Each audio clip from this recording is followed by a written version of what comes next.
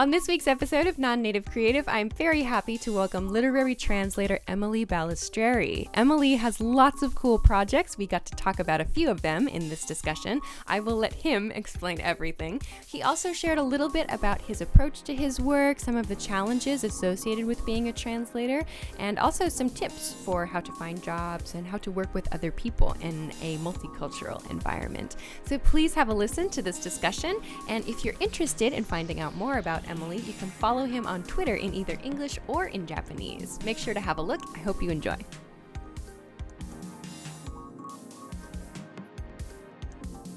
On this week's episode of Non-Native Creative, I'm very happy to welcome Emily Balistrieri, literary translator and amazing Japanese speaker as well. I have been following him on Twitter for a while now, and I am always impressed by the level of knowledge that is just that I look up on flowing, Google. that is just flowing from the Twitter feed, relating to Japanese culture and relating to kanji and relating to all kinds of interesting literary things, literary and other forms of media as well, worth checking out. So I'm very excited for this conversation today. Thank you so much for taking time out of your busy schedule. No, thanks for inviting me. Come and speak with me. I like to begin every episode of this fine program with a question that I'm borrowing from the X-Men, which is I want to ask each person about their origin story. So if you had a story that you feel like kind of explains how you got started down the path that you're on now.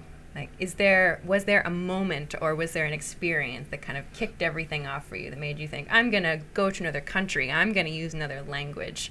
Was there an experience or a moment like that for you? I don't really remember exactly. I don't remember the details, but basically I was in third grade and some kids from high school came and taught us how to count to 10 in French or something like that. Mm-hmm. And I guess that was the first time I realized, like, you could use a foreign language. Like, you could learn other people speak other languages, of course, so you could also speak them. Yeah. And that was just so fascinating to me. So I did a lot of French originally. And then when I was in high school, I made friends who were into anime and stuff. And that was just how I heard Japanese for the first time. Yeah. Outside of, like, sayonara or something like that. Okay. Like real Japanese being spoken, even if it's anime, you know, like. Oh. But, so I just thought it sounded really cool, and kanji seemed really cool, so that. And then by the time I finished high school, I knew I wanted to be a translator, but I just didn't know which language. Like, I actually started off college as a Russian major. Really? Yeah. Whoa. And, so I just, in the end, I switched to Japanese because I realized, like, I'm reading Japanese books, like I was really into Murakami Haruki at that time, and, like, manga and anime, so I was just into all that stuff, so it's like, well, there's all this stuff to translate, so maybe I should just do that. Cool. So I switched my mind, and, yeah. Wow. So that means you've studied Japanese, of course. You've studied French and Russian. Mm-hmm. Are there any others? Spanish. A tiny little bit of German. Whoa. So you're a polyglot. No. No, I forgot everything. More than me, more than a lot of other people, I think, too. I wish I were more, but I kind of decided to focus on Japanese, and then just everything else was like, kind of faded bye. A little bit. I see. So it was really maybe the books and the stories that you were finding in Japanese in particular that drew you more towards Japanese in the end? Yeah, and I mean, I'm sure I could have found other, like, Russian literature. I was a huge Dostoevsky nerd in high school, so like, okay. I'm sure there's other stuff in Russian that is totally worthwhile and amazing, but Japanese was kind of sucking me in, so. I see. Yeah. I see. So then, how did that move to, okay, you moved from, I think I want to be a translator, to coming to Japan, obviously, because we're speaking now from Tokyo. Right. So, like, what was the next step after that? After you thought, all right, I'm interested in languages, I really like these stories, I'm going to translate these stories. Then how did you bring yourself then to Tokyo to do that? So let's see. I was basically I was in San Francisco banging my head against the like upper intermediate plateau of Japanese learning. Oh, yeah. Which is miserable. And so luckily I just had the opportunity to come and study abroad for a year, like kind of a revenge study abroad because my college experience was lousy. Oh. So I did that, and that's when I moved here 7 years ago, was to do a year at Waseda. Okay. And really, before that, I had mostly thought, oh, I want to translate video games because I loved video games, and I had been a video games journalist kind of person okay. for a few years, and that was fun. So I really wanted to get into that, but as soon as I was able to read novels, I was like, wait, this is way better. Okay. Like, there's so much more freedom. Like, you don't have, like, space constraints. And, right. like, so the fewer the constraints, the better. Like, I've done anime subtitles and stuff, too.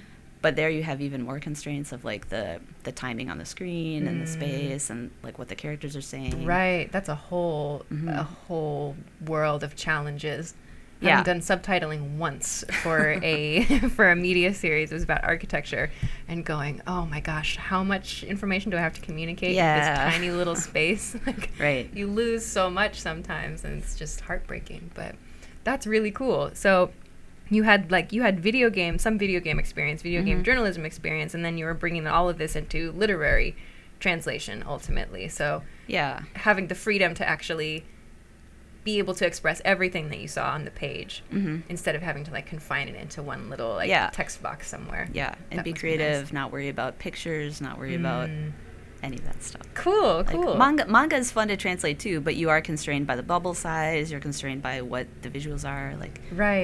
Right. So maybe can you share with us a little bit about like what are the titles that you've translated, or maybe what are your favorite projects so far? So currently I'm doing Overlord by Kugane Maruyama and The Saga of Tanya the Evil by Carlos Zen for Yen Press. And those are two big, thick series that just keep going. Both really fun. And Overlord actually was the first. So Overlord Volume 1 was the first novel I ever translated, and it worked out really well because if you know that story, it starts from like an MMO type of video game. Okay. So, like, my background in video games was really useful for getting into that. So that kind of gave me the confidence, like, oh, I know video games. I can do this. Right. So that was really cool. Excellent. Other stuff I've done, J.K. Haru is a Sex Worker in Another World, and the sequel to that for J Novel Club. That's by Ko Hiratori. And what else? I picked up your translation of Morimi's. Yes, The Night is Short, Walk on Girl. Yes. That's the important one right now that I want everyone to go read. Yeah, I feel like you tweet a lot about Morimi. Morimi's my favorite. What is it about Morimi that kind of draws you in? Just honestly, just the way he writes in Japanese is so fun and entertaining and like very Japanese. Like if Haruki Murakami is very not Japanese, as people always say, which is true. Like, his writing's more flat. Like, Morimi is like the opposite of that. Oh, okay. Like, he has just all this flavor that you have to try to squeeze into English somehow. And I think in a lot of ways it's impossible, but you just do what you can, and then hopefully people enjoy it, right? Yeah, but that's exciting, you know? Like, you must... Well, I don't want to put this... I don't want to put words in your mouth at all, but it's like, it must be an exciting experience to feel like if someone enjoys the book that, you know, has come through you, like that you have translated, like, you know, that's an important accomplishment for you too, right? As a translator. Well, and Morimi's like seriously one of my favorite authors. I've met him a bunch of times at like signing events, and like I've seen him talk a few times, and like, he's just really great, and so many of his novels are a lot of fun, so I really hope we can do more in English. Awesome. So this kind of relates to one of the questions that I had for you today, which was, in general, it's something that I've seen you write about a lot on Twitter, which is this name, the translator topic. Right. I've seen it as a hashtag on Twitter a lot, and I assume on other social media platforms as well, but could you maybe explain a little bit about what that is? I was trying to look up like who started it this morning, but I couldn't really find it immediately. It's basically just like raising awareness of translators, because in English publishing, like lots of publishers will hide the translator's name, like on the copyright page. They hide it? Well, it's on the copyright page, but it's not on the cover. It's not on the title page. It's like in the copyright info. And who looks at that? You know? I see, right. Like, I look at it because my name's there. Right, right. But most people, when they pick up a book, they don't think to check that. Yeah, even I don't, you know, right. like, not usually. So, like, rather than spread an awareness campaign, like, everyone go look at the copyright page, like, why not have, like, in Japan, translators' names are on the cover, almost always. Really? And, like, people say, oh, but it'll, like, wreck the design, it'll look too cluttered. And no, Japanese publishers make beautiful books with, like, the author and the translator, and it's totally fine. Yeah. Sometimes they even do it in English and in Japanese. Really? Like, and that's 4 names, you know, like 2 times 2. So it's like, sure, it's fine. It looks great. Right. And yet people in English are like, oh, no, it's not. So really, it's an English publisher thing? I mean, it might be other languages too, but at least the name of the translator hashtag is mainly for calling out English language publishers. And stuff like reviews too. Like, you'll see people review a book in translation, and even they might even say the translation was nice or something, like whether they actually know or not is another question. But then they don't mention the translator, and it's like, well, how do you think that book got to be into English? Absolutely. Did it just like magically translate itself? It's not like someone just dropped it into Google Translate and you get this beautiful end result. Like, that's like the hard work and like sweat and tears and frustrations of one person sitting behind their computer for hours on end a day. Yeah. You know? Well, and editors and proofers and sure. And then you can start to argue, well, like, what's the line? Like, how many people do we credit? Like, what? And all of that. But at least the translator is a good start. Yeah, you know? Like, I would agree with that, because that is a good point too. It's like, you know, okay, well, there are all these other people that are obviously involved in the process too that are important. That are essential. Like in manga, you have letterers, right? And what is a letterer? A letterer puts the words into the bubbles for you. Like, translators just like whip out a Word doc and like. So I'll like label the bubbles like 1, 2, 3 or whatever, and like with the characters' names and stuff like that. But then someone else entirely picks the fonts, does the design, and like letterers have to like retouch art sometimes, and it's a hard job, and it takes really specialized skills. And then no one knows they exist, basically. Yeah, like when you said letterer just now, like I was thinking, I thought like typesetter maybe, but wow, yeah, that's not at all what I thought it was. So like that's another one of those things where it's like, those people deserve a lot of credit too, because just like a bad lettering looks horrible. Like, it really like wrecks the experience in some ways, like as much as a bad translation might. So I see. So that's something that's unique. Sorry, I'm just learning of this word now, but that's something that's unique to manga, is lettering? Well, I mean, or American comics, any comics will usually have a letter, I think. I mean, unless the artist is doing it all themselves. I see. But wow, so there are a lot of different, you know, kind of disciplines coming together to produce just one volume of a comic book or a manga. There was a time when I was like, oh, I got to learn how to letter, and then like I realized how much work it was and how much I would have to like how much time I would have to spend doing that. Yeah. And I was like, never mind. Oh, really? I'll leave it to the pros. Like that is like a special moment where you're like you think to yourself like, oh, I'd like to learn how to do this, or I'd like that skill, and then you realize just how hard it is and how many like years it takes to perfect it and make it really good, and you're like, on second thought, I'll just make sure I have this person on my team always. Yeah. It's like, that's what you're there for. You're the expert. I will trust you to do this job. Yeah, that's absolutely true.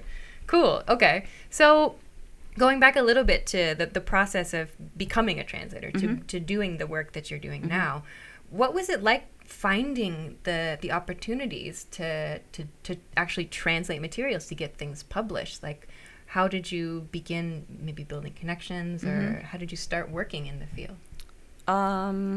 So one thing is that I was in the right place at the right time, and a job happened to open up at Kodansha in the children's books department. Okay, so Kodansha is a big Japanese publisher, right? And so I worked there twice a week, doing sample translations of picture books and to some extent middle grade novels, things like that. Basically anything children's literature related.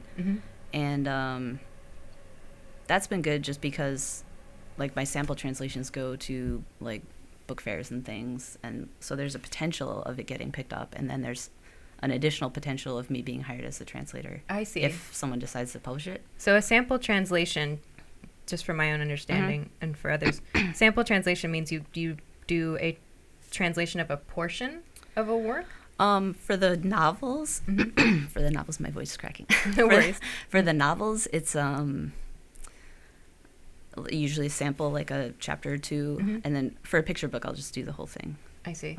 I see. So that gets sent to, like you just described, a book fair or to perhaps a publishing house to say. Yeah, and I've started going to, for instance, like the Bologna Children's Book Fair in Italy, and because that was basically my team. I guess I can say that. Like I'm part of the department, so they would send people every year with like this pile of my translations, and I never really knew what happened there or anything. So I decided to go 2 years ago, and then it was just so eye-opening to be there and like experience it and see how they promote and how the meetings work and stuff. So that was you said children's book fair, like so that means that I guess tons of publishers from all around the world show up, and there's like awards that they give there, and there's speakers and events and things, but mainly I'm like working the booth and like meeting people and talking about books and being like, you should publish this.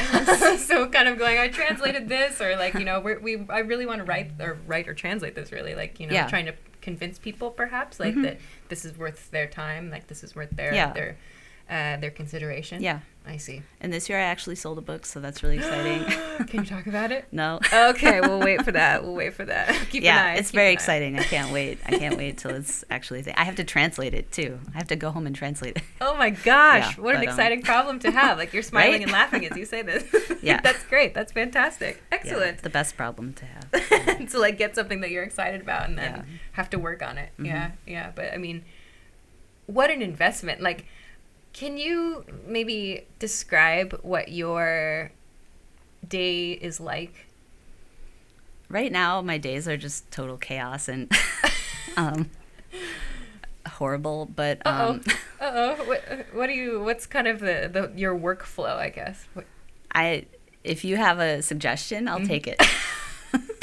If anyone has a workflow for me, I will gladly adhere. Because right now I'm just kind of. Yeah, I'm in kind of a weird spot. So I'm just trying to get stuff done. Sure. At any time of day, any moment that I feel like I have a like clarity of mind, I'm just like, okay, time to work. Let's do it. How many projects do you have ongoing at any given time, would you say? Too many. So it's a lot. So part of the problem is that because of the networking I've been able to do through like the Japan Kuransha, or even just like meeting people and talking to them, or just emailing people and being like, hey, I want to translate this, and then it works out. Cool. That's how I got doing the video games. I do like very limited video games, like for smartphones, with this company called Coca-Cola, and that was just a cold email. So that's another really good way to get jobs. Really? At least I think. You found something that you were interested in and you cold emailed the people who made it? Yeah. I just said, hey, have you ever thought of translating this? And they were like, oh, that sounds like a good idea. Let's do that. Cool. Yeah. So did you reach out to them just out of curiosity, in English or in Japanese? Japanese. Yeah. I would imagine the result would probably be different if you reached out in English. Yeah. I don't know how much English they speak. I mean, probably enough to get the idea, but I think reaching out in Japanese shows that you understand Japanese. So right. That's a good first step to offering a translation. Yeah. Show you understand Japanese. You can use it in a professional situation. Right. Absolutely. But sorry, I got off topic. That's okay. What were we talking about? Workflow. What's your everyday my life? non-workflow. Perhaps? If you could give us a sample of what it's like in the day of a busy translator. I wake up and translate until I lose focus, and then I tweet too much, and then I eventually try to translate some more, and then Mondays and Thursdays I'm in the office in the afternoon. Okay. So that's different. Translate till I go to bed. Wow. So it's really it's too much right now. I really need to fix my schedule, which I keep saying probably to anyone who will listen to me. I'll be like, I really need to like get my work-life balance under control. It's tough. Maybe next year. Is that something you always kind of had that style of working then, or is that something that you've kind of? I think one thing is that I've kind of always been a freelancer, except when I worked at Twitter. So like just that hustle mode of like, what's my next project? What other opportunities? How can I branch out? And it's like, wait, you have enough to do. Oh, right. Absolutely. And also, but you're also thinking like, okay, these things that I'm doing won't last forever. So I want to make sure people know I exist. out there. So I think right now I'm in this weird phase where like I have projects that are ongoing, but also trying to establish other avenues, and maybe it's a little too much. Right. And then also just life stress is like getting down. Like, Sure. But like, I think that's a really interesting point, that kind of hustle culture, like that is, it's in every industry, every freelancer, I think, has some experience with it. It varies from person to person, but like, and you can't turn it off. Right. Like, I think once you get into that mode, this looks fun, let's do it. Let's do this contest. I got an email from someone who wants me to translate poetry. Let's do it. Absolutely. Absolutely. Like, you just say yes to everything, because you're always like waiting, like you're always in the back of your head, like, oh my gosh, this opportunity that I have right now is going to end eventually. Or like, surely there's going to be some problem that's going to happen and I'm going to have to find a new position. Like you're constantly in that mode of everything is going to change. Yeah. And so exactly as you're describing, you're like constantly on the lookout for something new, which has its benefits, I will say. It's good. I mean, I just feel like, especially in this past year, just networking and stuff has exploded and like gotten me lots of really cool opportunities. Awesome. So I'm feeling pretty good. I just have to actually do the work, and not just do PR and networking. Like, because that's the fun part. Let's please translate some pages today. What does networking mean for a translator? Like you described going to the book fair, for example, going to these fairs where or these events where publishers come to learn about new books or I've been really lucky in that I get to go to those for my other job, so I kind of just like wear two hats a little bit and like give out my translator card and like meet people who might be good to know. But yeah, I mean, it's good. Like I'm also a member of the Society of Writers, Editors, and Translators here in Tokyo. I mean, we're all anywhere, but lots of events are in Tokyo. So that's a cool place to be and meet people. Like there's Facebook groups for translators. Right. There's other events you can go to, workshops you can go to. Like doing that kind of stuff is really inspiring, and you meet people who then, if they're too busy, they can throw your name out, for work and stuff like that. Right, so. Sure. So just making sure you're like visible and always kind of participating in those groups. So that at least a little bit. A little bit. Or trying to. As time allows. Like, Right. Okay. So then for... Like, I know that there are so many people, and I've seen on your Twitter feed, like, you and other translators dealing with, people who are kind of, what should I say, perhaps amateur translators, or people who have some familiarity with a second language, in this case Japanese, and then they have, like, either some interest in getting into, like, the literary translation field, or general translation for that matter. Either they have that interest, and so they kind of poke around into, like, translation discussions, or they're like of the critic mind, like this translation wasn't very good, or like I didn't like the way this, like they have this kind of like, I can't speak Japanese, or I can't speak this other language, when I'm going to criticize the way that this was done. Right. Like I've seen kind of two discussions of this. One is to start, I guess, with like kind of these amateur translators, like the people who are maybe just getting into translation and are trying to learn a little bit more, or thinking about maybe making it into like their full-time profession. Like thinking back to when you were just starting, like, is there maybe advice or any kind of perhaps thing that you wish you had done, or maybe hadn't done when you were in that phase of your career, of learning the ropes of how to do things in a way that suits you? Right. I mean, I think less than like the business end of it, it's more like I wish I had double majored in English. Oh, really? And like it's really easy to underestimate how much English matters, because you're so focused on making sure you understand the Japanese or whatever language you're translating. But the end product is English, and it has to be in literary translation. It has to be like a novel or a short story when you're done. It has to be like a pleasant experience to read. Right. Right. So or whatever emotion is there that the author is invoking, it has to invoke that emotion. So if you can't write English, then you're kind of out of luck. Right. Right. And like sometimes I see people who like their writing, and it's just like little grammatical things. And like I had to fix my grammar too. I still have to fix my grammar. I think everyone, absolutely, like, being a native speaker doesn't mean you're a translator. Absolutely. Or a writer, right? Or a teacher. Yeah, absolutely. Yeah. Absolutely. So yeah, brushing up your English is a thing. Okay, so yeah, that's a great point, and something that I've read here and there. Like, you know, if you want to translate, you should also make sure you're a pretty good writer. Like, you know, yeah, that's something, because that's what you're doing in the end. Like, it's a huge thing that I think separates a lot of. How should I put it nicely? So it separates the tiers of translators, I will say. I'll frame it like that, maybe. Then I just wonder what tier I'm in. Well, but given some of the projects that you've just told me about, I would say definitely upper tier. One can hope. So I want to go back to the second group of people that I mentioned earlier, right, which was these critics, translation critics, people who have perhaps limited, in some cases, skill in the source language, in this case Japanese.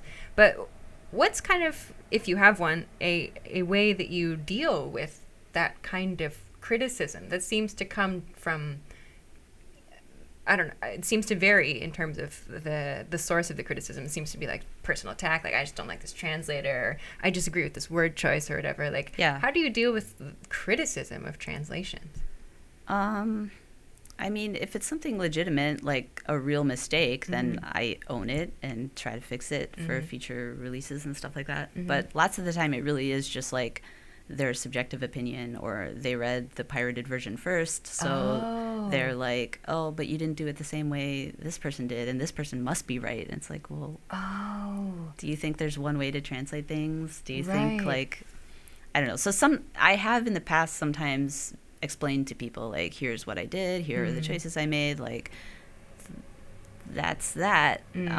Like, sure, what they did is valid, I guess, if maybe it works in their translation, but it didn't work in my translation. It's not what I wanted to do.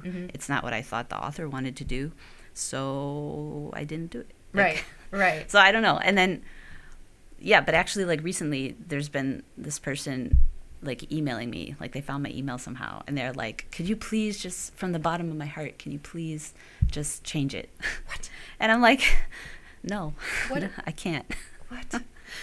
And then, you know, they get very, very disappointed, and it's just like, sorry, like, it's done, for one thing. Like, it's a published book, and like, I'm standing by my translation. I made the decision for a reason, and I know what the reason is. So no, I'm not changing it. Right.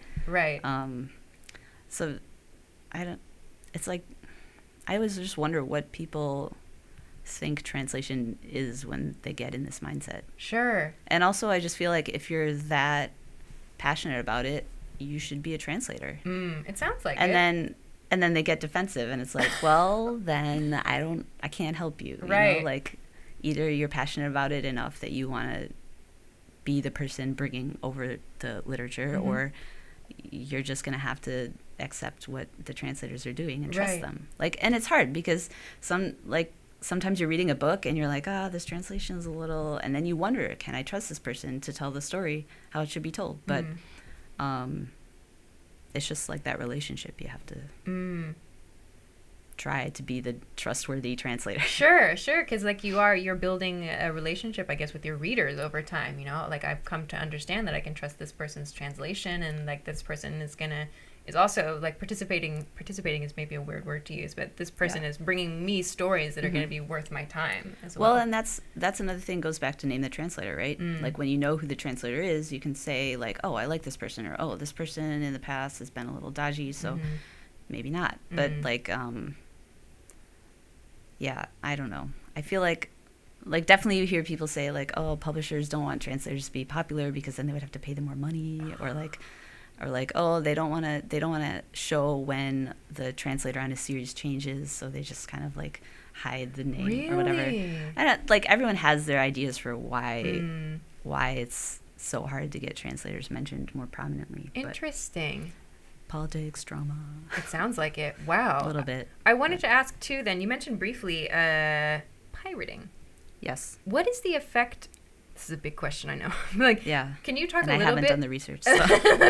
Could you talk maybe just briefly about pirating? Like, what is the effect of pirated or I don't know. Oh man, I have so many different questions right now.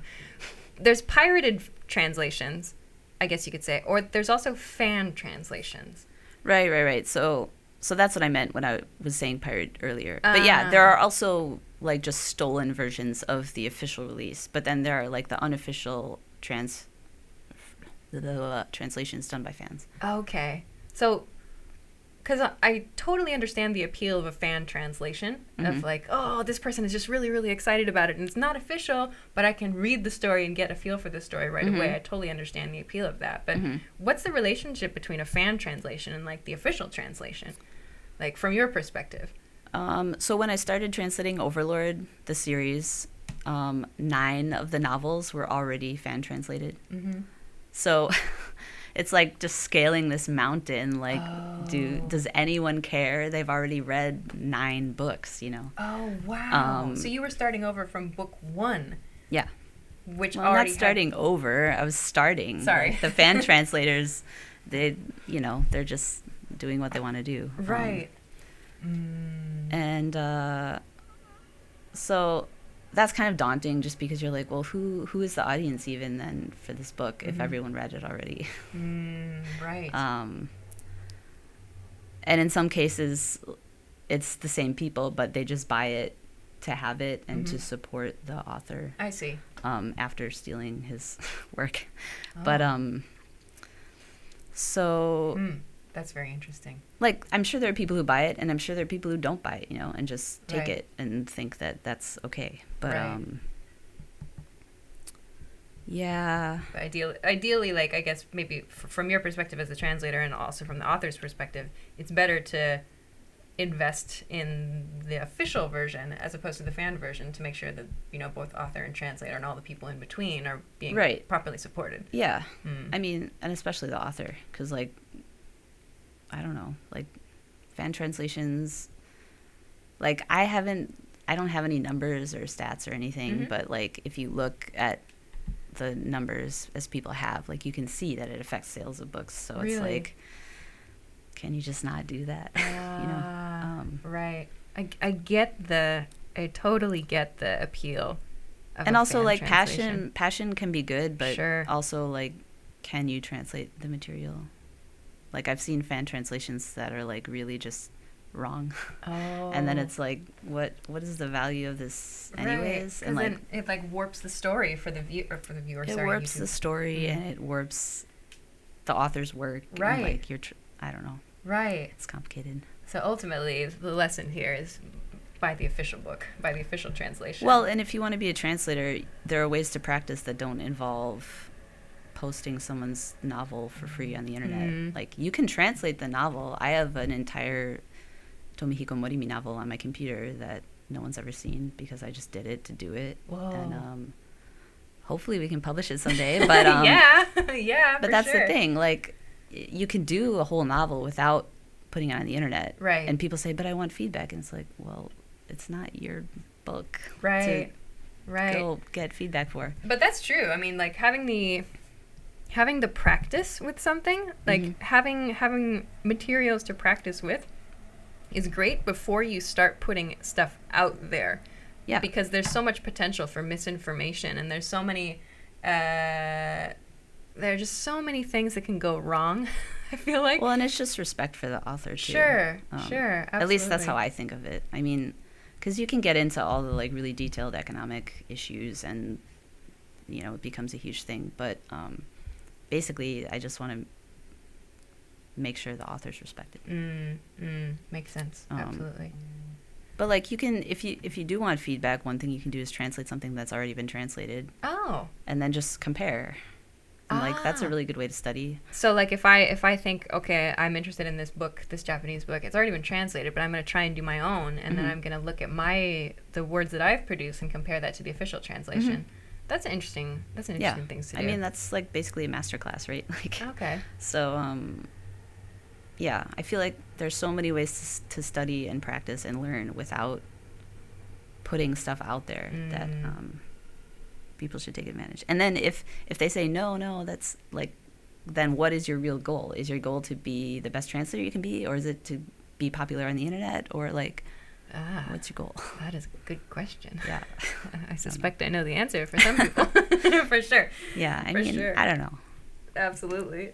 So, coming back then to your works, like specifically here in Japan with Kodansha and with other freelance projects, in terms of your experiences in working as part of a Japanese organization with Kodansha, perhaps specifically in this case, what do you think are some of, or in your experience, what are some of maybe the challenges of working within a Japanese organization? I mean, I think for me, it's kind of the same as working in any organization, like all the little like office things. Like, so I used to actually work in the domestic rights department in Kodansha doing merchandise licensing for Japan. So it was taking a Italian character and licensing rights to Japanese merchandise companies. Okay. So we had lots of meetings and stuff, and like, one thing that was always really hard for me was asking someone to bring tea. So I'd like find myself like, because, you know, the guys in the office are just like, oh, hey, can you just grab some tea for us? We just need to. Or, you know, they're very suave. They just do the thing, and the part-timer kids will just do it. Right. Or one of the ladies will do it. Right. You know? But for me, I just, like, I felt like I couldn't just, like, be like, ask oh, someone. hey, boy, like, bring us some tea. Like, I couldn't really do that. With that hand gesture and everything. Something. Yeah. I don't know. Like, yeah, it just, true. It was just really, it felt really awkward for me. So that was one of the things where it was like, oh, how do I navigate the tea? And there were definitely times where it's like, oh, there's no tea. Oh, I failed. Like, that is a thing, though. That is absolutely a little. It seems little, but it is a thing, especially in Japanese organizations. Like, somebody brings a beverage. Yeah. Yeah. Whether it's tea or coffee or water or whatever. Right. It's there. Yeah. It's there. So that's interesting. I found like little things like that, just being in the office, or like, what printer am I using, or like some of those things are the same no matter what country you're in, and some of them, like the tea is more specific to Japan. Right. When you first joined Kodansha, were you able to speak Japanese at that time? So there wasn't so much of an issue with like language barrier when you joined? Not really. I mean, so when I started my rights job, I was pretty nervous because I was writing Japanese business emails to Japanese people. And like, I had a partner, so for the first few weeks, I think he was checking my emails, but then he was busy and he's like, you got it, you can do it. Oh, that's cool though. And I'm just like, no, I can't. But that's awesome. You had a partner who would check your emails for you? Yeah, I mean, like, did your partner give you feedback?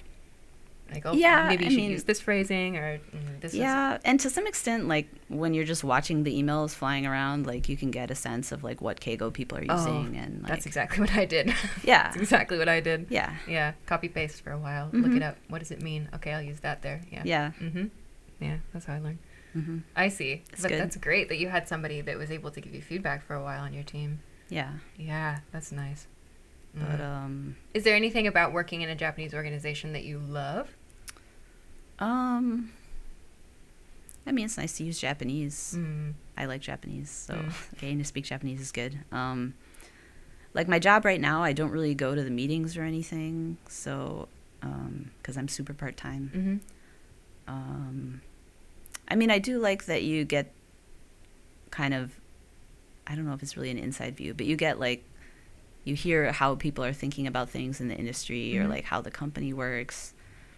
I guess what I really like is working directly with clients. Like, I don't really do a ton of agency work. I do like client work, and so knowing what they want or how they feel about things or stuff like that. I see. So when you're working directly with a client, meaning someone who wrote something, I presume, in some cases. Yeah, or like just even the publisher at Kodansha. Like, I see. Working with the team of the editors who did it. So okay. So is there a lot, like, I assume there's a lot of back and forth there, like, you know, talking about. There can be. Okay. I have a checker at Kodansha. Oh, nice. So like, I'm in there 2 days a week, and she's in there 2 of the other days of the week.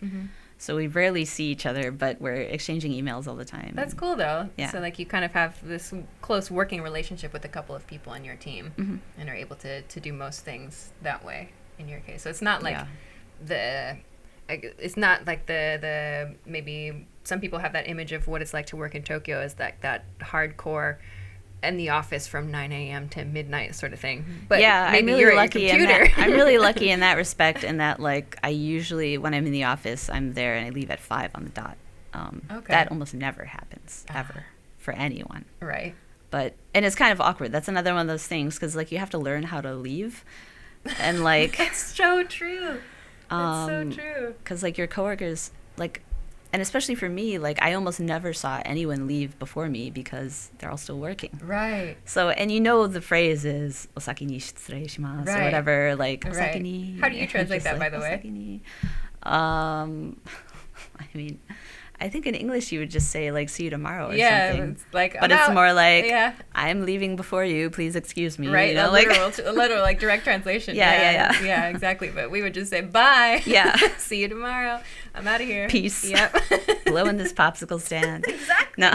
Exactly. There's so many ways to translate that. Yeah. And I just feel like I feel like I should say something, but there are definitely days that I just kind of like leave unceremoniously, or like even when I do say something, I'll just kind of like say it to whoever happens to be sitting the closest, and it's like, is this how this works? Right, or just kind of like slightly bow the head as you like nonstop as you walk out the door. I've done that before. I feel like when I first started, maybe I was saying bye to my boss, but that started to feel weird, and I was like, maybe this isn't what people do. Oh, yeah, my coworkers would always just say it like to the room, whatever room they were leaving, they'd get up and they'd be like, okay, osaki ni shitsurei shimasu, and we'd all be like, otsukaresama desu, like just sitting on our computer, like nobody really cares, bye. Yeah. Is there anything then that like, if you can talk about it, that you're working on now that you're really, really excited about sharing, or that you're really looking forward to sharing with people soon? I guess the most exciting upcoming thing is that I translated Kiki's Delivery Service. The big movie, the big famous movie. Yeah, the first. So in Japan, the book is actually a series of books. It's 7 books, and like it follows her, like she gets married and stuff. Whoa. Like, yeah, it follows like her life basically. It seems like I haven't actually read all of them yet, but so we did the first one, and that'll be out next summer. Cool. That is awesome. Congratulations. Really that is huge. That is huge. Like Miyazaki's films are like huge overseas. Yeah. So I can only assume that the books will be similarly huge. I hope so. Yeah, congratulations. Yeah, thanks. That's super exciting. And then of course people can also look at the works that you've done already. Like you can find everything on Amazon or on The Night is Short Walk on Girl is highly recommended. Last month, I released a novella that's sort of a sci-fi thing with Red Circle Minis. It's called The Refugee's Daughter by Takuji Ichikawa. Okay. And what's cool about that is that, so he's a Japanese author, but this story he wrote specifically to translate into English. So it's coming out in English first. Okay. Which is what Red Circle Minis does. Okay. They write things specifically for in English. Yeah, they get authors to write, and then the translators translate, and it comes out in English first. And the Japanese, maybe it'll come out someday, but the idea is to have an English original. What's kind of, just out of curiosity, like the concept, is there a reason that they've chosen that approach? I think, I mean, just to make something special, I imagine. I haven't talked to them extensively about it, but is anyone else doing that? Right. So it's like makes them stand out, and is hopefully a good way to promote the authors. Like, I don't know. Right. Because that's what they're kind of like this boutique, almost like an agency where they have authors join their circle. And then, so part of promoting them is releasing these books. I see. That is a cool project too. Wow. It sounds like you have lots of really interesting things to share about. Hopefully. Yeah, I think. But unfortunately, our time is coming to an end. So where can people find you online if they want to know more about your work and more about all these other cool things that you're talking about? I'm Tiger on Twitter, just at Tiger. Instagram, I don't really post that much, but I'm Emily B. Tiger. Okay. B like my initial, B. Gotcha. what else? I don't know. I mean, I think those are the main places. Okay. Probably. Sounds good. So I will continue following you, of course. And I hope that many other people follow you and keep an eye out for all of the amazing things that you are translating and working on. So yes, thank you. Thank you very much for taking the time to come talk with me today. I really appreciate it. And this was super fun. I learned many things. Yeah, it was a good time. For sure. All right. Thank you. Thanks so much for watching this episode of Non-Native Creative. If you liked this episode, please make sure to hit the like button and subscribe to the channel if you haven't already. Feel free to leave comments about this episode in the comments section too. Please make sure to stop by the project Patreon at patreon.com/nonnativeCreative. Patrons can get access to Patreon-only discussions, bonus behind-the-scenes media, interview transcripts, and access to patron-only live streams. Your support will help make sure the series can continue to share exciting, interesting stories from creative people working across borders. Thanks again for watching. See you next week.